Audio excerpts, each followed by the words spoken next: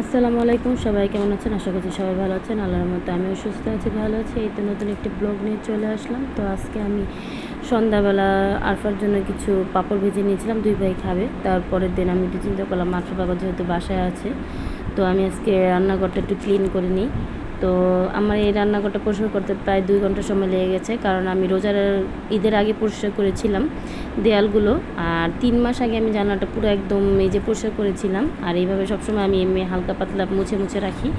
তো জানলাটা পরিষ্কার করতে অনেক সময় লেগে গেছে আমার। আর এভাবে সব দেয়ালগুলো তো আমি সবসময় পরিষ্কার করে রাখি।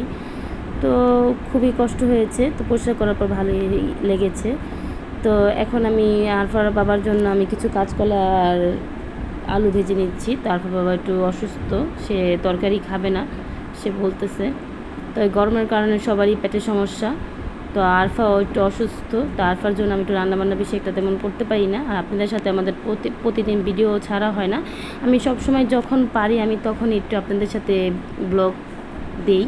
তো এই তো আমি দুপুরে একটু করলা দিয়ে আইর মাছ দিয়ে করলা ভেঙে রান্না করেছিলাম, সেটাই একটু আপনাদের সাথে শেয়ার করলাম। তো পরের দিন আমি চিন্তা করলাম, আরফা বলতেছে যে আমি আজকে মাছ খাবো না, মাংসও খাবো না। তো আমি চিন্তা করলাম কী রান্না করা যায়। তো আমাদের তো মেয়ে মানুষ প্রতিদিনই চিন্তা থাকে কি না আজকে কী রান্না করব, কালকে কী রান্না করব। তো আজকে আমি চিন্তা করলাম আরফা বাবা এভাবে তরকারিটা ডিমের তরকারি রান্না করলে সে খুব পছন্দ করে। আর আজকে প্রচুর গ্যাস কমে গেছে, তো রান্নাটা করতে প্রচুর সময় লেগে গেছে। তো এইভাবে আপনারা ডিম রান্না করে খেয়ে দেখবেন, খুবই ভালো লাগে। তো আমি পেঁয়াজ আর আলু সমান সমান দিয়েছি, খেতে ভালো লাগবে। তো এখন আমি কিছুটা কাঁচামরিচ অ্যাড করে দিচ্ছি যাতে ফ্লেভারের জন্য। তো এই তো আমার ডিমটা হয়ে এসেছে। তো এখন আমি কিছু জিরার গুঁড়ো দিয়ে দিব ফাঁকি করা। আমি একসাথে জিরা ফাঁকি করে ব্লেন্ডার করে রাখি, তো আমার প্রতিদিন আর সমস্যাটা হয় না। তো রান্না শেষ হলে আমি জিরার গুঁড়োটা ব্যবহার করতে পারি। তার রান্নার সময় আরফা প্রচুর বিরক্ত করে, কোলে ওঠার জন্য প্রচুর কান্নাকাটি শুরু করে দেয়। তো এখন আমি কিছু ধনিয়া পাতা দিব। ধনিয়া পাতা এভাবে আমার ডিমের ভিতরে রান্না করে দিলে আমার কাছে অনেক ভালো লাগে, সুন্দর ঘ্রাণ আসে, খেতেও ভালো লাগে। কিছুটা নাড়াচাড়া করে তারপর আমি এটাকে নামিয়ে নিব।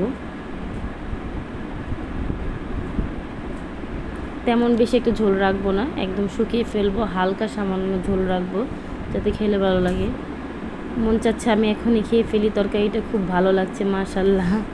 তারপর আমি সন্ধ্যার জন্য কিছু সেমাই ভিজিয়ে নিব। তারপর বলতেছে যে ঈদের ভিতরে তো আম্মুর বাসায় খেয়ে আসছিলাম, তো আর সেমাই ভিজানো হয়নি। তো আজকে চিন্তা করলাম যে একটু সেমাই ভিজিয়ে দিই। আর বাবা সেদিন আনছিল, আরাফের অসুস্থ, সেদিন আরাফ খেতে চেয়েছিল, তো অসুস্থর কারণে আর আমি বানিয়ে দিতে পারিনি। চিন্তা করলাম যে আজকে দিই। তো আজকে একটু ঠান্ডা ঠান্ডা ভাব আছে, আর প্রচণ্ড গরমে খেলে এভাবে পেটের সমস্যা হয়। তো আমি এখন 1 কেজি দুধ এখানে আমি গরম করে নিয়েছি ফুটিয়ে। বেশি নারকেল দিব না, অল্পই দিব। আমি নারকেল খেতে খুব ভালো লাগে, সেজন্য আমি নারকেল দিয়েছি। আর বাবা তেমন একটা পছন্দ করেন না। তো আমি এখন একটু সব কিছু কেটে রেখেছিলাম, সেগুলো আমি এখন দিয়ে দিব। তো আমি কিছু কিশমিচি দিলাম, তারপর আমি বাদাম কুচি দিব, দিয়ে তারপর আমি সব কিছু দিয়ে তারপর আমি এটাকে একটু সাজিয়ে নিব। আমার এইভাবে সাজিয়ে নিতে তারপর সেমাই খেতে খুবই ভালো লাগে, দেখতে ভালো লাগে। তো আমি সব 3 পদের বাদাম আমি একসাথে কেটে রেখেছিলাম, সেগুলো এখন আমি দিয়ে দিচ্ছি। আর কিছু ডেকোরেশনের জন্য কিছু ফুড দিলাম আমি এখানে। মাশাআল্লাহ এখন একদম রেডি, সেমাইয়ের মতো হয়ে গেছে, পুরো প্যাকেটে যেরকম ছিল। তো এখন আপনার বাবা বলতেছে আমি এখন চলে যাব, তাড়াতাড়ি আমাকে দিয়ে দাও। তো সেমাইটা আরটু ভিজলে আরটু শুকিয়ে মানে ইয়েটা কমে যেত। তারপর বাবা এরকমই পছন্দ করে। সবাই ভালো থাকবেন, সুস্থ থাকবেন, আল্লাহ হাফেজ। সবাই লাইক দিবেন, শেয়ার করবেন।